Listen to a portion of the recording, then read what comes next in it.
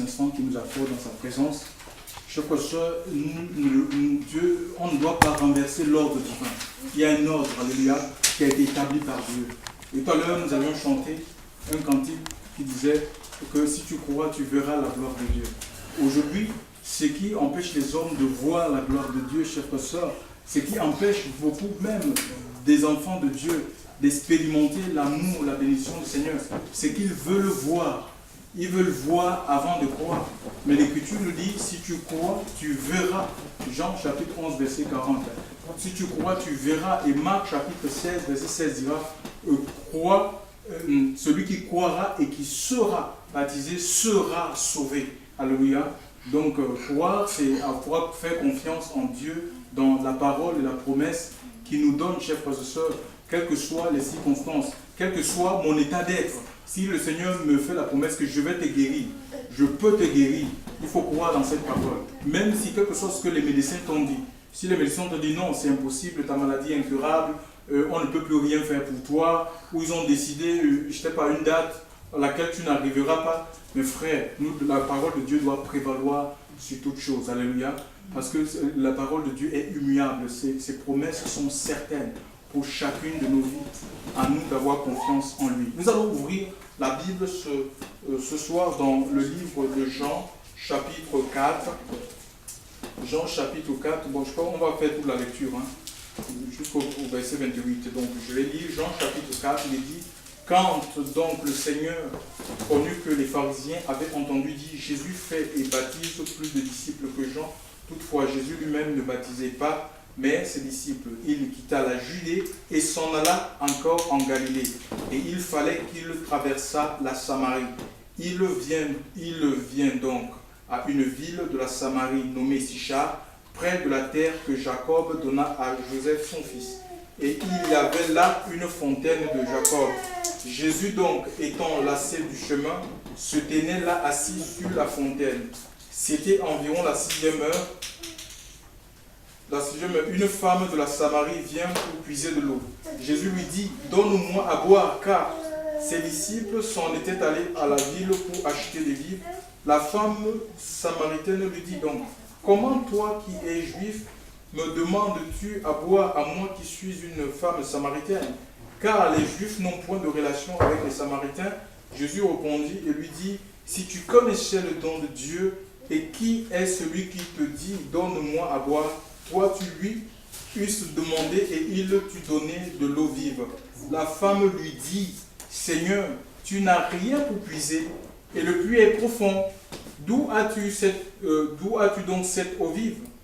Es-tu plus grand que notre père Jacob qui nous a donné le puits et lui-même en a bu et ses fils et son bétail? Jésus répondit et lui dit, quiconque boit de cette eau-ci aura de nouveau soif. Mais celui qui boira de l'eau que je lui donnerai, moi, n'aurai plus soif à jamais. Mais l'eau que je lui donnerai sera en lui une fontaine d'eau vive, en vie éternelle, une fontaine d'eau jaillissante en vie éternelle. La femme lui dit, Seigneur, donne-moi cette eau, afin que je n'ai pas soif et que je ne vienne pas ici pour puiser. Jésus lui dit, va, appelle ton mari et viens ici. La femme répondit et dit, je n'ai pas de mari. Jésus lui dit, tu as bien dit, je n'ai pas de mari, car tu as eu 5 maris, et celui que tu as maintenant n'est pas ton mari. En cela tu as dit vrai. La femme lui dit, Seigneur, je vois que tu es un prophète. Nos pères ont adoré sur cette montagne-ci, et vous, vous dites qu'à Jérusalem est le lieu où il faut adorer. Jésus lui dit, femme, crois-moi, l'heure vient que vous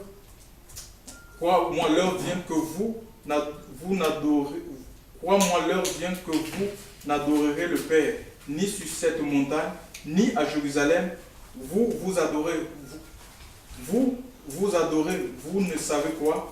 Nous savons ce que nous adorons, car le salut vient des Juifs, mais l'heure vient et elle est maintenant que les vrais adorateurs adoreront le Père en esprit et en vérité, car aussi le Père en cherche de tels qu'il adore. Dieu est esprit, il faut que ceux qui l'adorent, l'adorent en esprit et en vérité. La femme lui dit, je sais que le Messie qui est appelé le Christ vient. Quand celui-là sera venu, il nous fera connaître toutes choses. Jésus lui dit, je le suis, moi qui te parle. Et là, ses disciples vinrent et ils s'étonnaient de ce qu'il parlait avec une femme. Toutefois, ne dit que lui demandes-tu? Ou de quoi parles-tu avec elle? La femme dont laissa sa cruche et s'en alla à la ville et dit aux hommes, venez, voyez un homme qui m'a dit tout ce que j'ai fait. Celui-ci n'est-il point le Christ? Il sortit de la ville et il venait vers lui. Gloire à Dieu. Alléluia. Donc nous avons ici, chers frères et sœurs, dans ce chapitre, l'histoire de Jésus-Christ avec la Samaritaine. Je voudrais vous dire que pour un prophète, tous les prophètes qui étaient envoyés, personne n'osait aller en Samarie. Parce que, en fait, pour les Samaritains, les Juifs étaient considérés comme des impurs, réciproquement. Les Juifs aussi considéraient la Samarie comme une terre idolâtre. Et donc, il y avait cette inimitié-là entre les Juifs et les Samaritains. Donc, il n'y avait pas de rapport.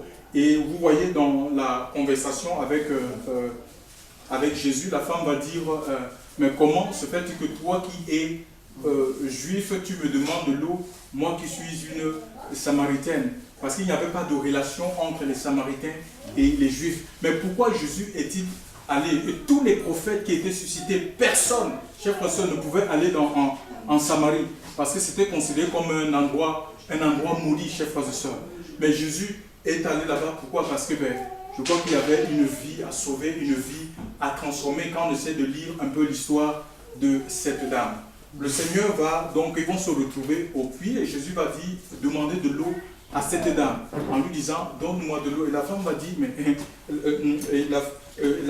va dire, mais comment se fait-il que toi qui es juif, tu me demandes de l'eau à moi qui suis une Samaritaine? Jésus dira à cette dame que si tu connaissais le don de Dieu et qui est celui qui te dit donne-moi de l'eau, tu lui aurais toi demandé de l'eau et il t'aurait donné quoi? De l'eau vive. Chers frères, je voulais vous dire aussi, peut-être que cette parole s'adresse à nous aujourd'hui. Il y a beaucoup de jeux dans l'église.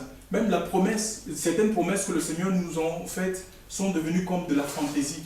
À voir comment les enfants de Dieu, chers frères et sœurs, se comportent. Si on connaissait qui était réellement Jésus, si on connaissait le don d'amour de Dieu dans notre vie, les promesses qui nous ont été faites, chers frères et sœurs, plus particulièrement la promesse de sa seconde venue. Je veux parler de son retour.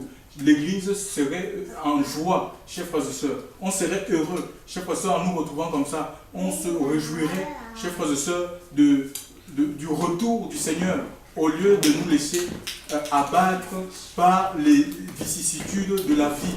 L'Église est complètement... Il y a un frère qui a été transporté, chers frères et sœurs, sous ciel ouvert. Il a vu le Christ, le Seigneur, et ce frère dit que l'Église est complètement noyée dans les soucis au lieu de se réjouir de son retour. Donc l'Église n'est pas en joie, elle est complètement dans le monde, elle fait des choses comme le monde. Elle court après ce monde, elle veut gagner le monde, chers frères et sœurs. Mais l'Écriture nous dit qu'à quoi ça va nous servir, chers frères et sœurs, de gagner le monde si à la fin on perd notre âme. Connaissons qui est Jésus, chers frères et sœurs. Ça va nous amener à plus d'engagement, à plus de consécration. C'est ce que Dieu veut, chers frères et sœurs. Il faut qu'il se révèle, qu'on nous donne la possibilité, chers frères et sœurs, de se révéler dans notre vie. Si tu connaissais le don de Dieu, et si tu connais même ce que Dieu a envie de faire avec toi, chers frères et sœurs, demande au Seigneur qu'il t'ouvre les yeux, que le Seigneur nous ouvre les yeux, chers frères et sœurs, pour savoir ce qu'il a envie, ce qu'il a déposé dans notre vie, et ce qu'il a envie, le projet qu'il a pour chacune de nos vies, chers frères et sœurs. Je crois que ça va nous amener à plus de sérieux, chers frères et sœurs. On va arrêter de jouer, d'être léger, superficiel avec les choses de Dieu. On ne peut pas on est avec le Seigneur, et puis quand on est dans le monde, on est pareil comme le monde, chers frères et sœurs. Ça ne doit pas être ainsi. Alléluia. Prenons au sérieux l'engagement, l'appel que le Seigneur nous a adressé. Les gens qui sont appelés par Dieu, en fait, c'est ceux qui répondent à son appel. Hein, parce que beaucoup sont appelés, mais il y en a peu qui répondent à son appel. C'est ceux qui répondent à son appel. Et répondre à l'appel, c'est obéir tout simplement à la parole de Dieu. Hein, n'attendons pas des appels bien spécifiques. Non, c'est obéir à la parole du Seigneur. Chaque fois que le message la parole de Dieu est prêchée, quand nous disons Amen, chers frères et sœurs, et nous consacrons notre vie, ça veut dire que nous répondons, nous sommes d'accord de ce que le Seigneur nous dit, et nous nous préparons, nous ne sommes pas là en train de trouver des excuses, chers frères et sœurs, ou à retarder, à différer l'appel de Dieu dans notre vie. Ça attendra, ça doit attendre, ce n'est pas le moment, ce n'est pas le moment. On a connu des gens comme ça, des gens à qui Dieu a adressé l'appel, chers frères et sœurs. Personnellement, même moi qui vous parle, j'ai eu des paroles pour des personnes à qui j'ai donné, voilà, c'est le temps pour toi. Ils me disent non, ça va attendre, ça doit attendre. Je ne suis pas prêt, je ne suis pas prêt. Mais chers frères et sœurs, notre vie ne nous appartient pas. La vie peut nous quitter d'un moment à l'autre, chers frères et sœurs. Alléluia. Donc il nous faut être prêt. Et quand Dieu nous appelle, il faut qu'on réponde à cet appel. Il va dire à cette dame que l'heure vient, elle est venue. Donc ce n'est pas demain ou après-demain. L'heure vient, elle est venue. Nous avons lu dans le même chapitre, Jean chapitre 4, verset 23. Mais l'heure vient et elle est maintenant. Donc c'est maintenant qu'il faut répondre à l'appel de Dieu. C'est maintenant qu'il faut dire oui, c'est le moment favorable, acceptable, chers frères et sœurs, pour faire la paix, avec Dieu. Donc il y a eu cette conversation dans le puits, et Jésus va dire, si tu connaissais le don de Dieu, qui est celui qui te dit, donne-moi, tu lui aurais toi demandé de l'eau, et il t'aurait donné le vide. La femme dit que, mais comment? Tu n'as rien pour puiser. Tu n'as pas de seau, et puis le puits est profond. Comment, où est-ce que tu vas trouver cette eau vive? Comprenez que c'est une allégorie, hein? C'est une parabole. Le Seigneur n'est pas... Quand il parle de l'eau vive, en fait, il ne parle pas de l'eau à l'état... Oui, l'eau naturelle. Il parle de sa vie, chers frères et sœurs. Son esprit. Il parle de son esprit, oui. Il parle de son esprit, chers frères et sœurs, qui est capable d'abreuver. L'eau vive, c'est le Saint-Esprit. Chers frères et sœurs, et le monde dans lequel nous vivons, un peu comme des puits, un peu comme les puits de Jacob. Parce que cette femme, longtemps, elle allait puiser, mais elle n'était jamais rassasiée, elle n'était pas satisfaite. Et tout le temps, elle allait dans ce puits pour s'approvisionner, chers frères et sœurs, mais le Seigneur va lui dire, voilà. Et connaissant sa vie, je crois même qu'il ne parle même pas de l'eau, il s'adresse plus à sa vie, plus que cette dame avait combien? Elle a eu 5 maris, elle a fait 5 mariages, et le Seigneur va lui dire que celui avec qui tu es maintenant n'est pas ton mari. Donc ça veut dire que, ayant été déçue par les mariages, 5 mariages, mais elle s'est mise dans le concubinage, quoi. Elle s'est mise avec un homme comme ça, elle dit voilà. Parce que ça ne sert à rien, il y a toutes les procédures qu'il faut pour éviter les procédures des divorces autres. Je préfère qu'on vive dans le concubinage, et voilà. Donc le Seigneur dit, celui avec qui tu es n'est pas ton mari. Peut-être que il dit n'est pas ton mari, peut-être que c'est un homme marié, un homme qui avait une femme, et on a des femmes qui arrachent des maris des autres. Je ne sais pas. J'essaie un peu d'imaginer, voilà. Donc, peut-être que c'était dans ce cas, mais je crois que, et peut-être ce soir, peut-être qu'il y a des gens qui entendront ce message par le biais d'Internet, et si on a arraché le mari de quelqu'un, moi, le conseil que je peux donner, hein, le plus beau cadeau que tu peux faire à cet homme, ben, c'est de lui demander d'aller aimer sa femme et s'occuper de ses enfants. Parce que c'est des choses qui font très mal, chers frères et sœurs, dans le Seigneur. Et ici, le Seigneur va dévoiler la vie de cette dame. Personne n'a raconté la vie de la dame à Jésus. C'est Jésus, parce qu'il était quoi? Il était soumis à l'Esprit de Dieu. Il avait l'Esprit de Dieu en lui.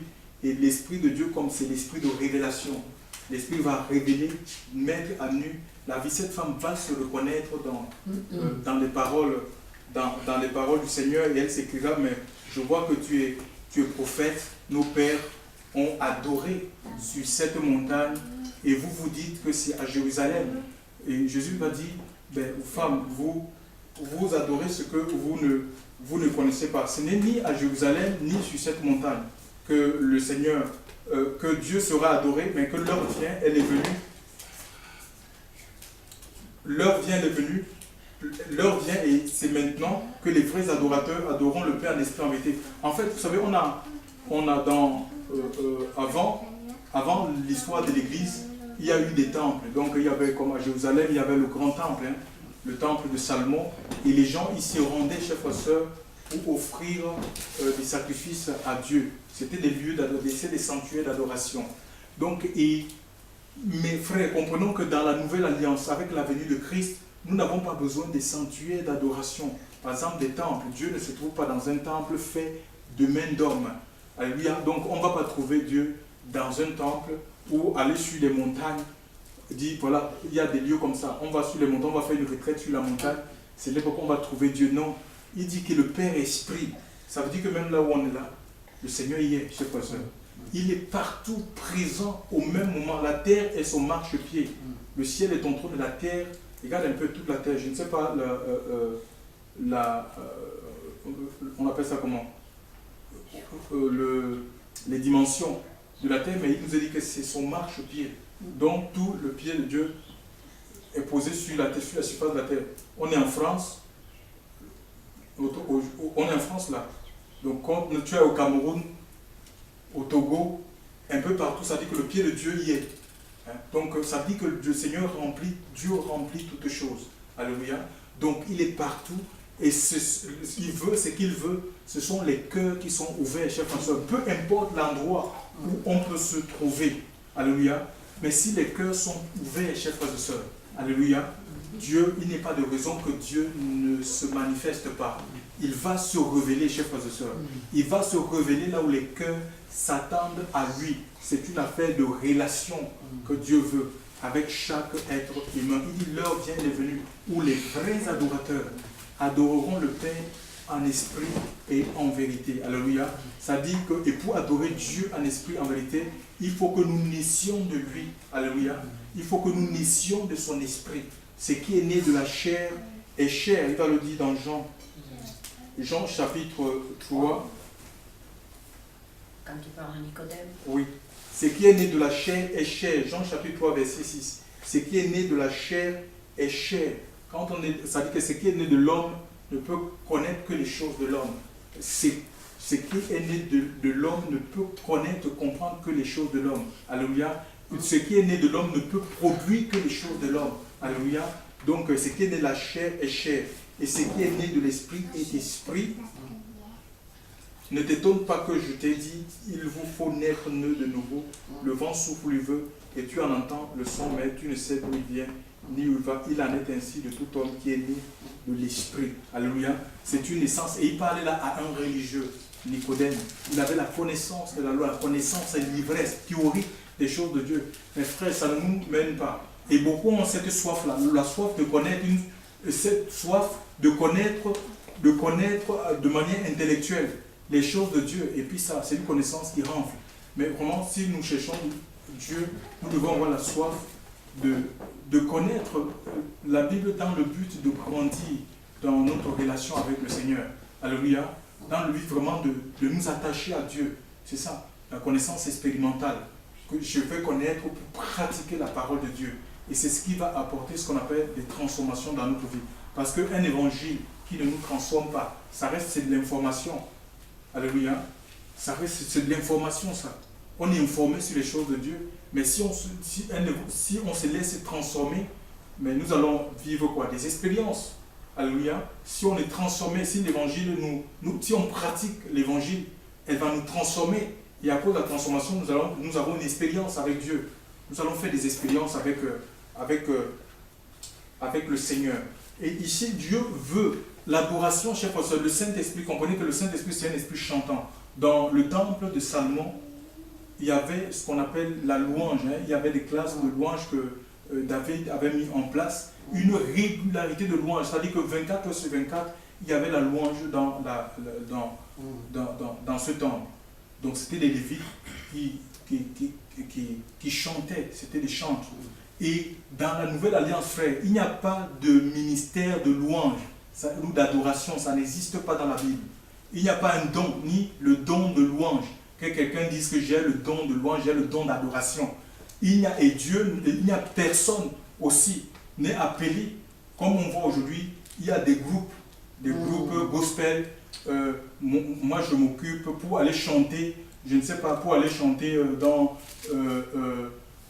je ne sais pas, dans des endroits, dans les villes, on a connu des gens comme ça. Et moi-même, j'ai habité avec des gens qui appartenaient à des groupes de belle voix, mais ce n'est pas. Mais Dieu nous appelle tous à mettre, à publier ses louanges. Il nous a donné la bouche pour adorer. Donc, et ce n'est pas un problème de voix avec le Seigneur. Il dit une adoration en esprit. Quand on est né de l'Esprit de Dieu, on a reçu le Saint-Esprit. C'est pour publier l'Esprit de Dieu étant un esprit chantant. C'est pour publier tous. On doit publier les louanges du Seigneur. Raison pour laquelle la Bible dit dans 1 Corinthiens chapitre 14, verset 26, que faire donc frère quand vous retrouvez un de vous un cantique? Donc on n'a pas des spécialistes de louanges. Il n'y a pas quelqu'un qui dit, c'est moi on ne chante pas sous la direction de l'homme, mais sous l'inspiration de l'Esprit. La louange doit être inspirée par le Saint-Esprit. Et la louange n'est pas dirigée, écoutez-moi bien, la louange et l'adoration n'est pas dirigée envers les hommes. Hein? On ne chante pas pour que les gens doivent être contents. Et c'est bien, vous êtes contents, la louange c'est un sacrifice qu'on offre à Dieu. C'est pour le Seigneur. Hein? On ne se réunit pas pour dire, on va chanter pour égayer les gens. Il siège au milieu de la louange et l'adoration de son peuple, Dieu. Hein? La louange est dirigée vers Dieu. Ce n'est pas comme un ministère. Le ministère, lui, il est dirigé vers l'homme. Hein? La parole parle de l'encens. Oui, voilà. Oui, c'est comme une encens, c'est un parfum. C'est un parfum qui doit monter, oui, qui monte vers Dieu. Qui monte vers Dieu. Mais on a tout faussé. Mais regardez tous les groupes gospel qui sont. Les gens, ils vont chanter, et ils chantent, on invite le public, ils chantent pour le public, mais on ne chante pas pour le public, on chante pour Dieu. Alléluia. L'adoration, c'est pour le Seigneur. Et nous ne devons jamais perdre de vue cette réalité.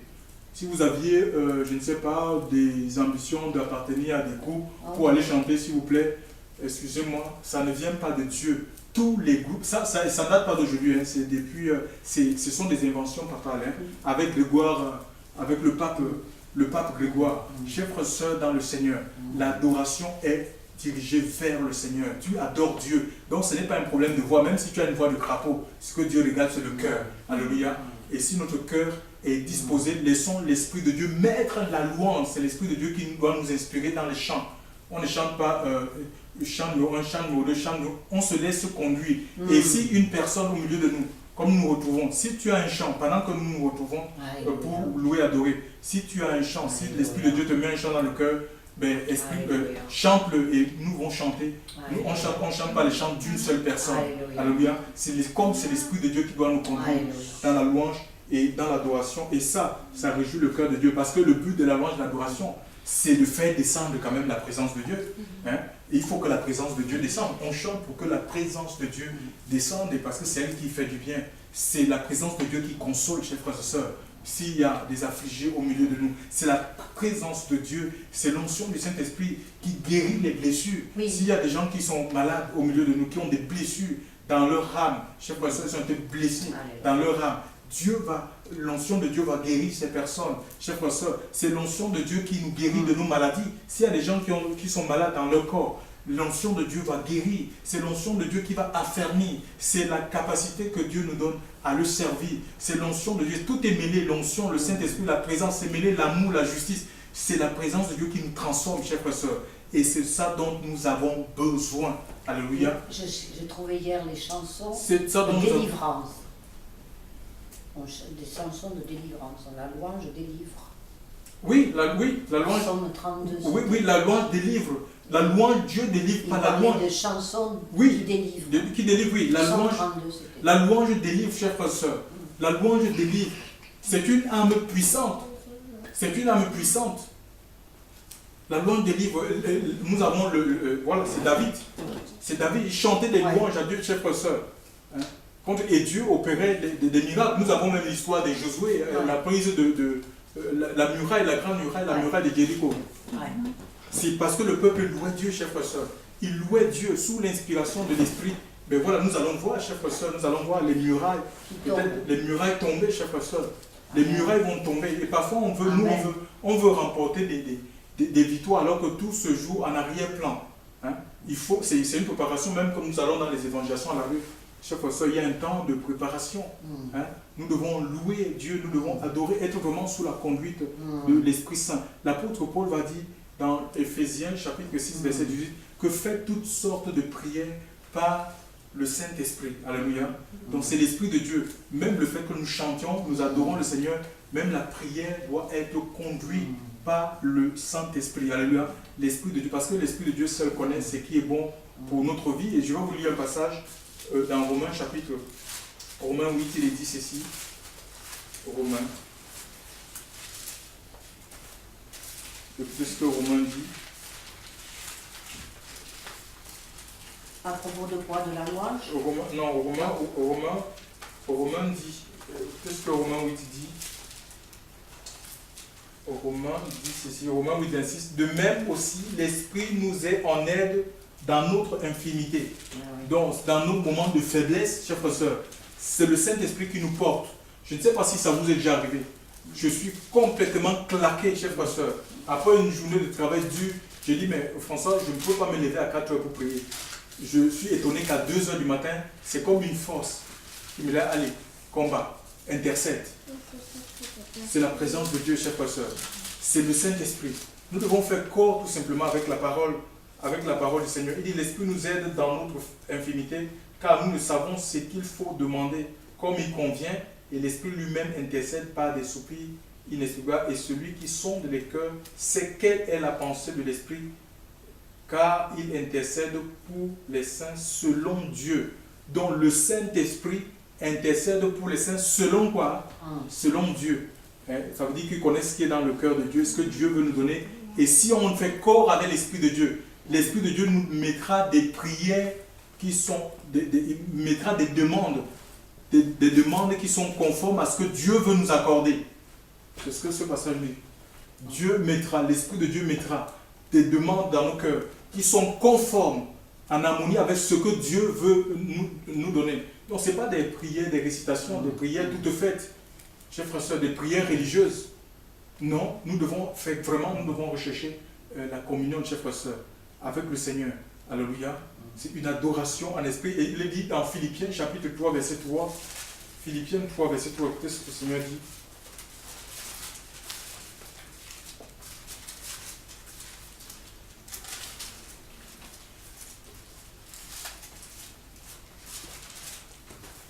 Philippiens. Donc si quelqu'un est dans la page, il peut faire lecture. Hein. Philippiens 3, 3.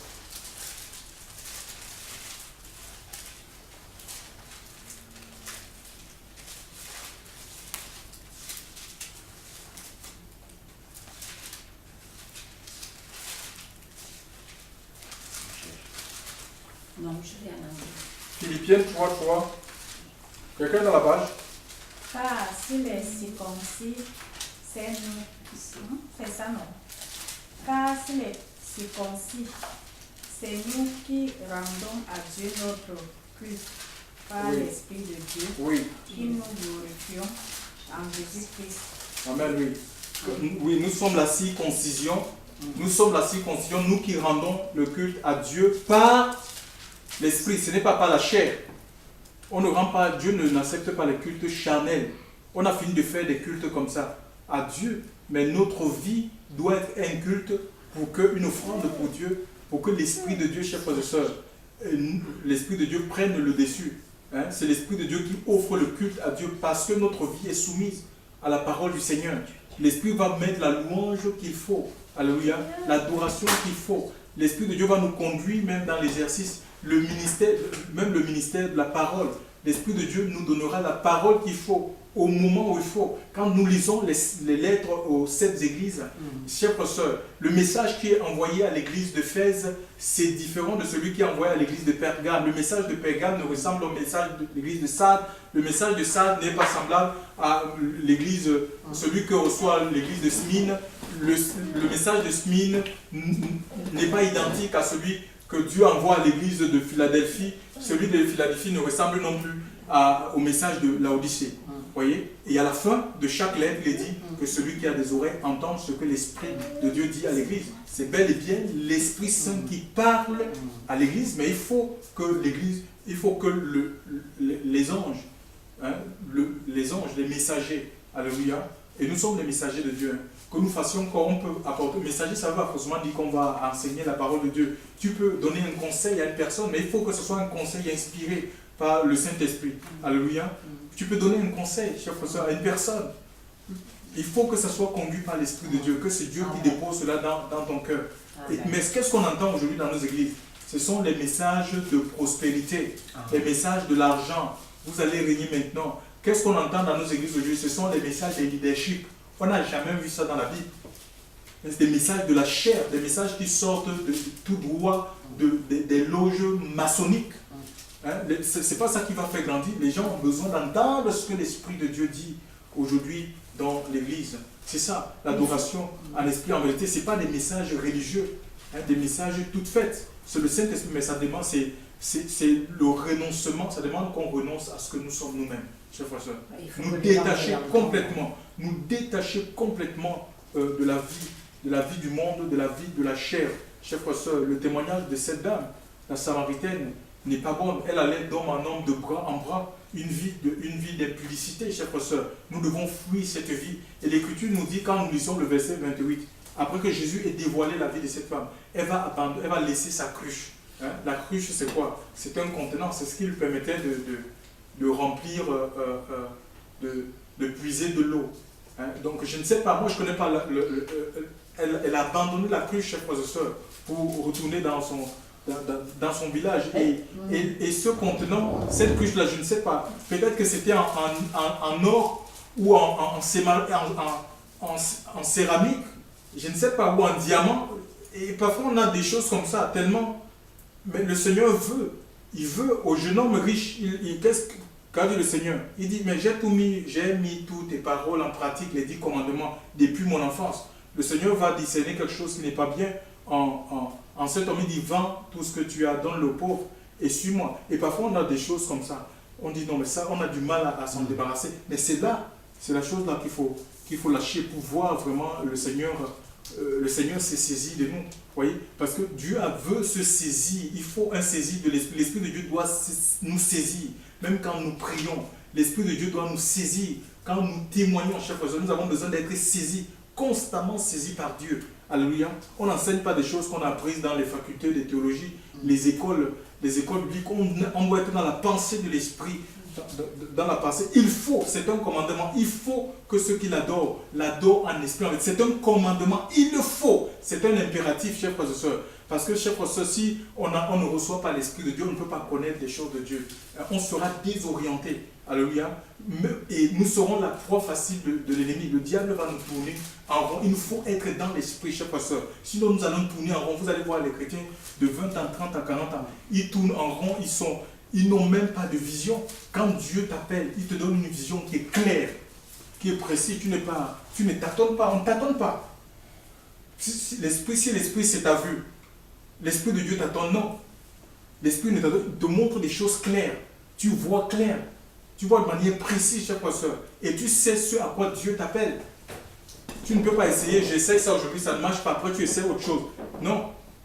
Ce n'est pas la conduite de l'esprit. À un moment donné, quand ça ne marche, quand on tourne en rond, chers frères et sœurs, on doit s'arrêter et peut-être prendre un temps devant le Seigneur et dire, Seigneur, révèle-moi qu'est-ce qui ne va pas. Et je vous assure, quelquefois, nous sommes le problème de nous-mêmes. Nous sommes le problème de nous-mêmes. Alors, et chers frères et sœurs, je vais vous dire une chose. Il faut être dans l'esprit de Dieu. Le Seigneur va dire à Nicodème que le vent souffle où il veut. On entend le bruit, on sait d'où il vient, d'où il vent. Je voulais vous dire, on est enfant de Dieu. On n'a pas besoin d'une référence dénominationnelle.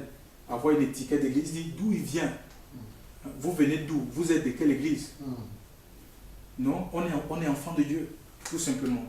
Et si réellement tous, on est nés de nouveau, si nous ici on est nés de nouveau et que ceux qui sont ailleurs sont nés, on va le connaître. On parlera le même langage, le langage spirituel, le langage du royaume des cieux. Chers frères et sœurs, aujourd'hui les églises se battent, ils se combattent. C'est plutôt les gens font la compétition. Ils se font les compétitions, les concurrences entre eux. Mais ce n'est pas dans la volonté, ce n'est pas dans le projet de... On essaie d'où il vient. Je n'ai pas besoin d'une référence, d'avoir une référence comme je sais que je viens du ciel. Le Seigneur, je suis né du ciel, je suis né d'en haut. Tout simplement. Je suis né d'en haut. Nous sommes une race, la race de Dieu. Nous sommes un peuple, le peuple de Dieu. On n'appartient pas à une dénomination, une étiquette religieuse. On n'a pas besoin d'une carte de membre. Amen. Nous avons reçu un sceau, c'est le sceau de l'Esprit Saint. en nous. Chers frères et sœurs dans le Seigneur. Et il dit, ne sait d'où il va. Ah, d'où il vient, d'où il va. On ne projette pas les choses. Quand on est avec le Seigneur, on ne projette pas les missions à l'avance. Je veux faire ça, il y en a, et certains, ils ont les agendas. On est en 2013, on a un agenda qui est déjà rempli jusqu'en 2020. On sait dans quelle église on va visiter. Ce n'est pas la conduite de l'esprit, ça. Chers frères et sœurs, ce n'est pas la conduite de l'esprit. Hein? C'est religieux. Et pourquoi il n'y a pas plus de gens qui le comprennent, ce message? Ben, peut-être parce que les cœurs sont pourris, les gens ne veulent pas. Et le problème, ce sont je peux appeler les bergers de l'église. Ils se sont accaparés de l'œuvre de Dieu. Ils en ont fait leur œuvre, chers frères et sœurs. Hein, voilà, au lieu de laisser l'Esprit de Dieu conduire l'église. Il dit, n'appelez personne votre directeur, un seul est votre directeur. Le directeur, c'est celui qui donne la direction. Oui. Je ne parle pas des directeurs, on travaille dans les entreprises, on est en droit d'appeler notre directeur sur le plan humain directeur. Mais en ce qui concerne le royaume des cieux, chers frères et sœurs, celui qui te donne la direction, ce n'est pas le prédicateur, ce n'est pas le pasteur qui te donne la direction pour ta vie, ce n'est pas lui qui décide ce que tu dois devenir dans le corps. C'est le Saint-Esprit qui te positionne. Amen. Alléluia. Amen. Et tu ne seras utile et efficace que là où l'Esprit de Dieu te veut. Exactement. Chers frères et sœurs, c'est lui qui te donne l'habilitation. Exactement. Donc tu n'as pas besoin d'avoir l'habilitation d'un pasteur. Hein, un peu comme le pasteur là, il a envoyé machin, recevez là avec en qualité de diaconesse, onction provisoire. L'onction provisoire, ça n'existe pas. Avec des badges. Oui, l'onction provisoire, ce n'est pas dans la Bible. Il y a l'onction. Et l'onction, c'est le symbole de l'Esprit de Dieu. Tout simplement, quand on est né de nouveau, on sait qu'on est né de nouveau. Hein? On le sait. Et il n'y a que Dieu qui donne l'onction. Hein. Donc, et l'onction, ce n'est pas un homme qui donne l'onction. Hein? Ce n'est pas les impositions des mains répétitives qui feront que tu sois rempli de l'onction. Il faut être attaché au Seigneur. Si tu t'éloignes du péché, le Seigneur va remplir ta vie. Hein? Le Seigneur va remplir ta vie de son onction, de sa présence. Hein? Et plus ta présence de Dieu gagne ta vie, ben, ça va affaiblir le diable. Le diable, parce que ce qui fortifie le diable dans notre vie, c'est le péché, c'est la pratique du péché. Si on s'éloigne du péché pour sanctifier nos vies, chers frères et sœurs, nous allons nous fortifier et le diable va fuir. Il n'aura aucune prise dans notre vie. Alléluia. Hein, le vent aussi, ça nous parle de la puissance. Ça symbolise la puissance. Le vent, déjà, c'est l'invulnérabilité. On ne voit pas le vent. Tu vois le vent, non. On ne voit pas le vent, mais on voit ses effets. Ah, oui. Les effets que le vent, nous voyons avec ce qui se passait en Philippines. C'est la Philippine, quoi. Donc, les ouragans qui ont soufflé à plus de 300 km/h et ça a arraché les maisons, ça a emporté tout sur le passage. Vous recevrez une puissance. C'est le Saint-Esprit.